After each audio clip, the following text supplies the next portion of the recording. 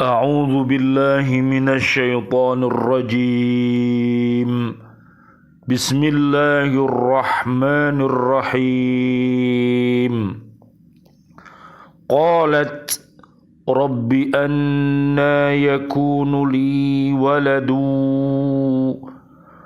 ولم يمسسني بشر قال كذلك الله يخلق ما يشاء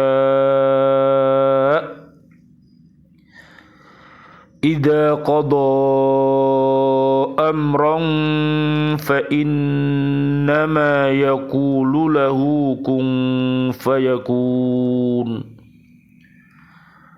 ويعلمه الكتاب والحكمة والتوراة والإنجيل.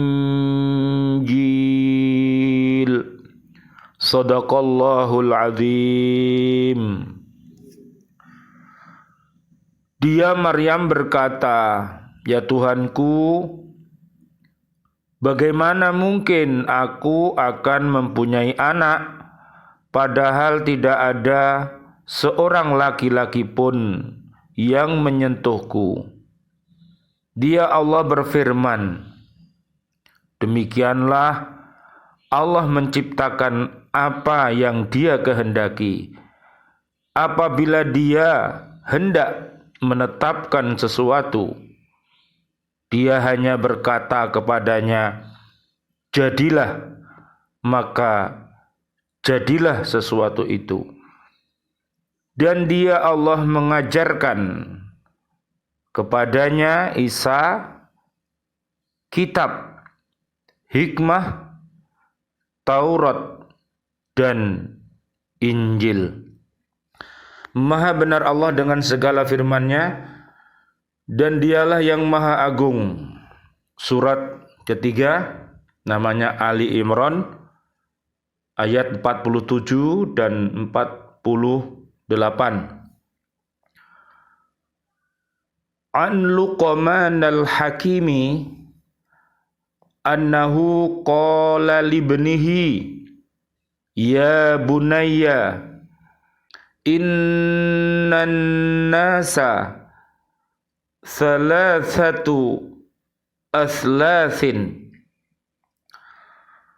thuluthul lillahi wa thuluthul li nafsihi wa thuluthul lid-duri fa amma ma huwa lillahi faruhuhu wa amma ma huwa li nafsihi fa'amaluhu wa amma ma huwa lid-duri fajasaduhu. Luqmanul Hakim radhiyallahu an, beliau berkata kepada anaknya, "Wahai anakku, sesungguhnya manusia terbagi atas 3 bagian. Sepertiga untuk Allah, sepertiga untuk dirinya sendiri, dan sepertiga lagi untuk ulat atau belatung. Untuk Allah akan kembali kepada Allah adalah ruhnya. Untuk dirinya sendiri adalah amalnya. Adapun yang untuk dimakan belatung adalah jasadnya." Oleh karena itu, marilah kita bersama-sama untuk membangun fisik dan rohani kita, jasmani dan rohani kita. Mari kita hidup dengan husnul. Mudah-mudahan Allah memberikan hasanah di dunia ini dan di barzah nanti, dan di akhirat ilal jannah. Bisa dilihat di surat Al-Isra ayat 79 sampai 82. Mari kita raih, yaitu maqamam mahmudah, dengan kita mengerjakan sholat tahajud dan sholat-sholat sunnah yang lainnya sebagai tambahan amal-amal kita, mudah-mudahan bisa menyempurnakan ibadah-ibadah kita. Dan juga di surat 70 namanya Al-Ma'arij, mulai ayat 19 sampai ayat 35. Mudah-mudahan kita mampu untuk hidup berbekal iman dan takwa untuk hidup sekarang ini, dan berbekal iman dan takwa, amal soleh, dan senantiasa menasihati di dalam kebenaran, dan senantiasa menasihati di dalam kesabaran. Mudah-mudahan itu menjadi bekal kita setelah kita mati. Mudah-mudahan Allah Subhanahu wa Ta'ala senantiasa mendekatkan segala kebaikan untuk diri kita, keluarga besar kita, dan umat Islam ini. Mudah-mudahan senantiasa mendapatkan rahmat dari Allah Subhanahu wa Ta'ala dengan cara mencintai Al-Quran ini, dengan berhaqqa tilawatih, dengan berhaqqa tuqatih, dan berhaqqa jihadih. Mudah-mudahan diri kita, keluarga besar kita, dan warga bumi ini dijadikan oleh Allah Subhanahu wa Ta'ala pemimpin-pemimpin yang baik. Mudah-mudahan bisa memimpin dirinya, keluarga besarnya, dan umat untuk senantiasa beramar ma'ruf dan nahi mungkar, diajak untuk hidup selamat dunia akhirat, dan mudah-mudahan terbebas dari api neraka. Bisa dilihat di surat 28 namanya Al-Qasas ayat 77, dan juga di surat Ali Imran ayat 185. Allahumma arinal haqqo haqqo warzuqna tiba'ah wa arinal batila batila warzuqna jatinabah. Amin ya rabbal alamin. Bismillah, alhamdulillah, assalatu wassalamu ala rasulillah, asyhadu an la ilaha illallah wa asyhadu anna muhammadar rasulullah. Allahumma salli wa sallim wa barik ala sayyidina Muhammad wa ala alihi wa ashabi ajmain, walhamdulillahi rabbil alamin. Bi'aunillah, bi'idnillah, biridhoillah, kami hadir kembali dari BCA Kota Baru Ndriyorejo, Gresik, Jatim, Indonesia, untuk mengajak umat untuk mencintai Al-Quran dan hadis Nabi Muhammad Sallallahu Alaihi Wasallam untuk menjadi panduan hidup ini.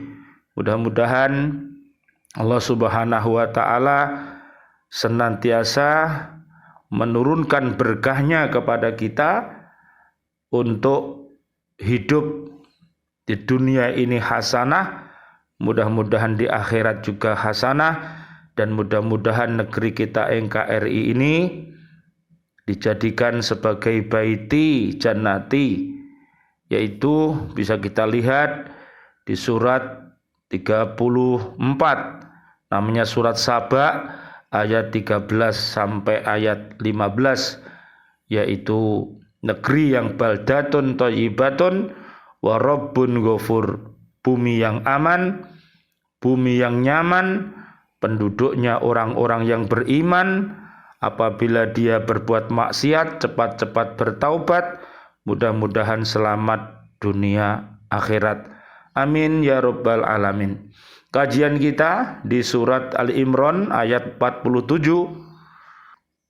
Ibu Maryam mengarahkan kata-katanya kepada Allah Subhanahu wa Ta'ala yang telah mengutus malaikat Jibril alaihi salam, yaitu bagaimana aku memperoleh seorang putra padahal aku tidak bersuami.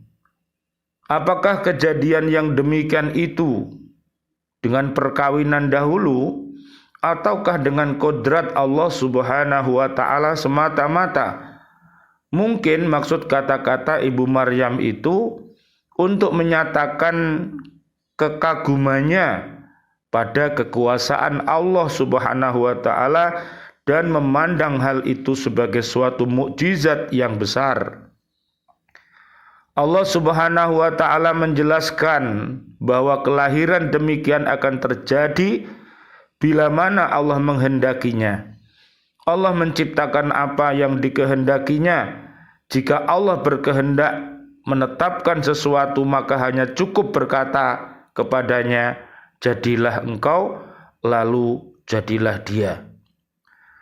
Allah menciptakan apa saja yang dikehendakinya, termasuk menciptakan hal-hal yang ajaib, yang menyimpang dari kebiasaan seperti menciptakan anak tanpa ayah. Bahkan Nabi Adam alaihissalam telah diciptakannya tanpa ayah dan ibu. Subhanallah, walhamdulillah, wala ilaha illallah, wallahu akbar, la haula wala quwata illa billahil aliyil azim. Ayat di atas memberikan inspirasi kepada manusia untuk belajar, menuntut ilmu dan meneliti. Akan tetapi hasil atau keluaran dari penelitian tidak selalu dapat diterapkan atau dipakai.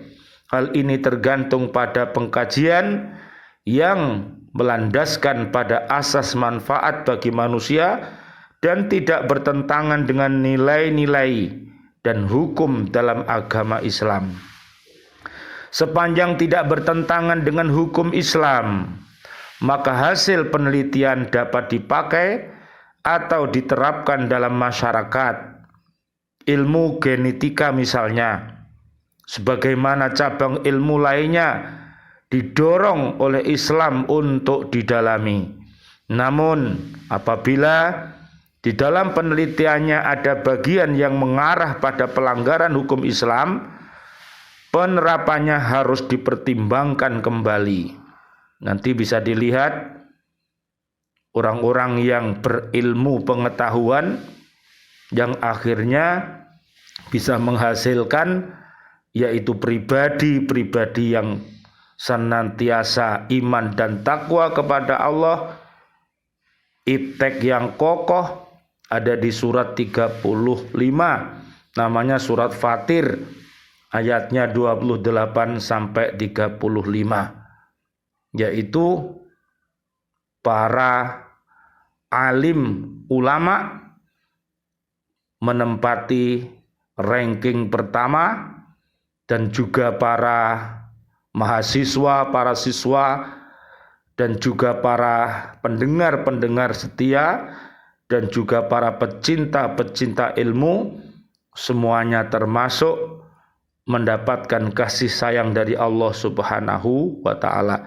Mudah-mudahan anak-anak kita, juga keluarga besar kita, dan sahabat-sahabat guru di bumi ini dapat menjadi guru-guru robbani sebagaimana terdapat di surat ketiga Ali Imran ayat 79, untuk mengajarkan cinta kepada Allah, cinta kepada Islam, dan cinta kepada Rasulullah sebagai bekal untuk dapat mencintai bumi dan isinya ini dengan kasih sayang yang diberikan oleh Allah Subhanahu wa ta'ala. Amin ya rabbal alamin. Demikian halnya dengan ilmu genetika. Apabila arah sesuatu penelitian sudah masuk ke arah yang rawan tersebut, ada baiknya dilakukan evaluasi untuk mengambil keputusan untuk meneruskan atau menghentikannya, atau membolehkan arah penelitian ke arah yang lebih mendorong terwujudnya kesejahteraan bagi manusia. Persepsi tentang cloning terdapat bermacam-macam pendapat. Cloning bukanlah penciptaan. Apabila dilihat secara cermat, apa yang dilakukan dalam kegiatan cloning hanyalah menghancurkan inti sel dari indung telur dan menggantikannya dengan inti sel dari individu donor. Inti sel dapat diambil sel somatik atau somatic cell, dan tidak harus dari sel reproduksi. Proses ini akan menghasilkan anakan yang identik dengan individu donor. Semuanya dilakukan pada jenis yang sama. Apabila cloning dipandang sebagai gambaran dari kepercayaan Islam mengenai dilahirkan kembali, maka hal itu tidak benar. Karena dalam ayat di bawah ini jelas bahwa kelahiran kembali manusia dikendalikan oleh Allah Subhanahu wa taala. Wa huwallazi yabda'ul khalqa tsumma yu'iduhu wa huwa ahwanu 'alaihi wa lahul mathalul a'la fis samawati wal ardi wa huwal azizul hakim. Dan dialah yang memulai penciptaan kemudian mengulanginya kembali, dan itu lebih mudah baginya. Dia memiliki sifat yang maha tinggi di langit dan di bumi, dan dialah yang maha perkasa, maha bijaksana. Ar-Rum ayat 27. Pandangan Islam tentang ilmu genetika, Allah berfirman, sanurihim ayatina fil afaqi wa fi anfusihim hatta yatabayyana lahum annahul haqqu awalam yakfi birabbika annahu ala kulli syai'in syahid. Kami akan memperlihatkan kepada mereka tanda-tanda kebesaran kami di segenap penjuru dan pada diri mereka sendiri, sehingga jelaslah bagi mereka bahwa Al-Quran adalah benar. Tidak cukupkah bagi kamu bahwa Tuhanmu menjadi saksi atas segala sesuatu?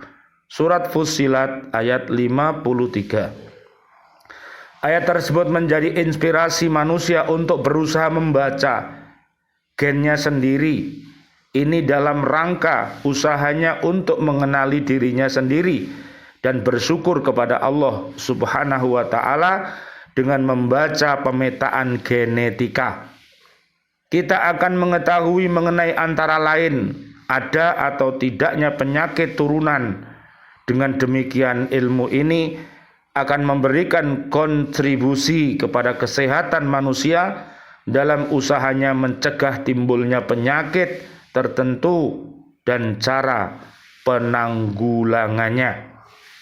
Akan tetapi apabila dalam perjalanan pengungkapan ilmu pengetahuan kemudian bercabang kepada sesuatu yang cenderung merugikan manusia, maka Islam akan menolaknya.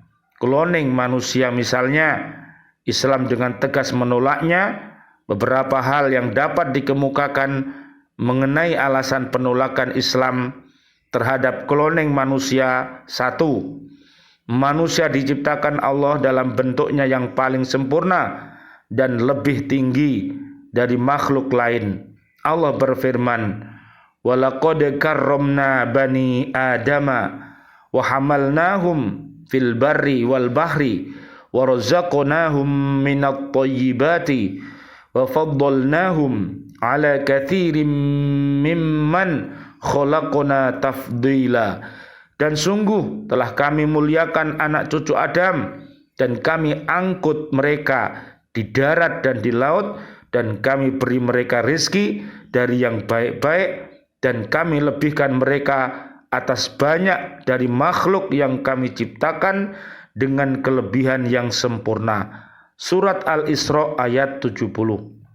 Dengan melakukan cloning pada dirinya sendiri, maka manusia sudah merendahkan dirinya sendiri di depan makhluk ciptaan Allah lainnya. Semuanya kembali terserah kepada diri kita sendiri. Yang kedua, cloning bertentangan dengan keanekaragaman ciptaan. Allah menciptakan alam semesta dengan dasar keanekaragaman, sedangkan cloning manusia didasarkan pada keseragaman dengan cara menduplikasi semua karakter dari manusia yang menjadi donor.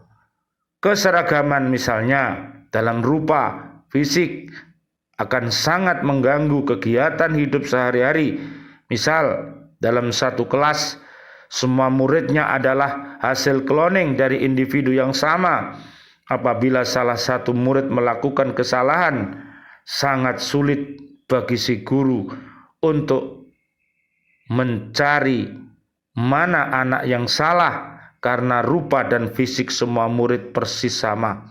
Yang ketiga, apabila kloning manusia diizinkan, bagaimana kita harus mengatur hubungan kekeluargaan dan kekerabatan antara individu hasil kloning? Apakah keduanya dapat disebutkan sebagai adik kakak atau anak ayah, atau mereka berdua adalah dirinya sendiri? Situasi ini akan sangat membingungkan semua orang. Bahkan mungkin saja situasi ini akan menghancurkan tatanan sosial yang sudah ada saat ini. Yang keempat, kloning bertentangan dengan pola hukum alam yang menyatakan bahwa setiap ciptaan terdiri atas pasangan-pasangan sebagaimana diuraikan pada surat Ad-Dariyat ayat 49. Dan segala sesuatu kami ciptakan berpasang-pasangan supaya kamu mengerti. Kloning mengingkari ayat ini karena bayi tidak dihasilkan dari pertemuan sperma dan indung telur. Yang diperlukan dalam kloning hanyalah satu orang, apakah laki-laki atau perempuan saja, sebagai donor. Yang kelima, hubungan emosional antara orang tua dan anak tidak akan terjadi, sedangkan hubungan ini sangat penting dalam membentuk karakter si anak. Dari sedikit daftar di atas dapat dilihat bahwa terlalu banyak hukum alam yang akan dilanggar apabila kloning manusia diizinkan. Masih banyak ilmu pengetahuan lain yang perlu diungkapkan guna mendukung kesejahteraan pri kehidupan manusia. Demikianlah penggambaran kodrat Allah serta kepastian kehendaknya. Gambaran tentang kecepatan terwujudnya apa yang dikehendaki oleh Allah tanpa batas waktu dan tanpa ada faktor penyebab. Allah berfirman, "Wa ma amruna illa wahidatun kalamhim bil basar." Dan perintah kami hanyalah dengan satu perkataan seperti kejapan mata. Surat Al-Qamar ayat 50. Apa yang diperintahkan pasti segera terjadi. Perintah seperti itu dinamai perintah takwin. Orang-orang yang mengingkari ayat-ayat Allah tidak membenarkan Nabi Isa alaihissalam dilahirkan dengan tidak berayah. Karena pikiran mereka hanya terbatas kepada kejadian-kejadian yang biasa saja. Mereka tidak menyadari sebagaimana terjadinya alam semesta ini. Sedang mereka pun tidak mempunyai satu dalil akli yang memustahilkan kejadian seorang anak tanpa ayah. Setiap hari kita menyaksikan kejadian-kejadian yang luar biasa yang disangka tidak mungkin terjadi. Ada di antaranya yang mempunyai sebab yang sudah diketahui lalu dinamai penemuan baru. Ada pula yang tidak diketahui sebab-sebabnya lalu dinamai penyimpangan alam dari hukumnya.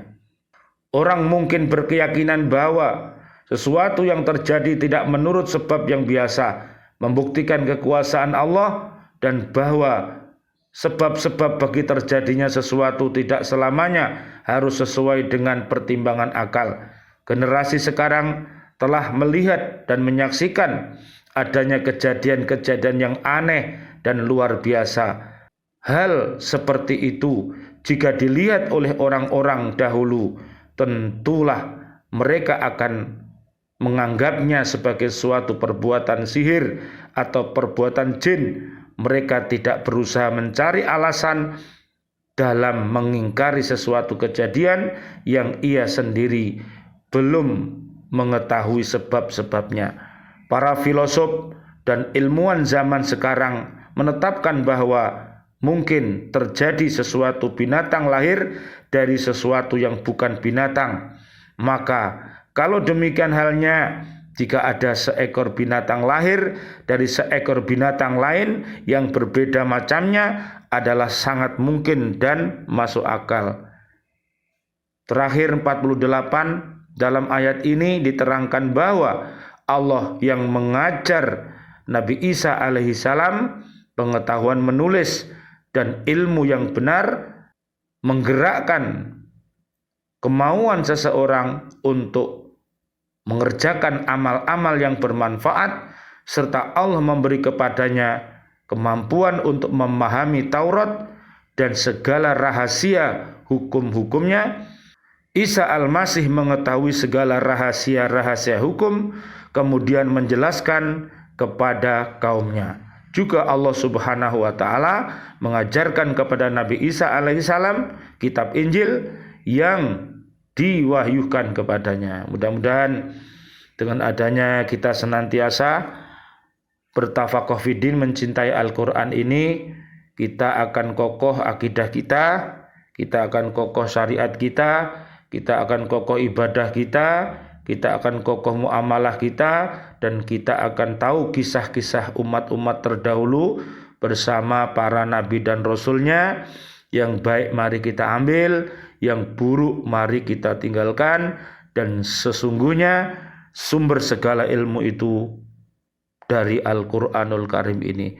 Mudah-mudahan ini menjadi pencerahan bagi kita semuanya, umat Islam, untuk bangkit, maju, berdiri mulia atas ridho Allah Subhanahu wa taala. Amin ya rabbal alamin. Allahumma shalli wa sallim ala sayyidina Muhammad wa ala ali sayyidina Muhammad walhamdulillahi rabbil alamin.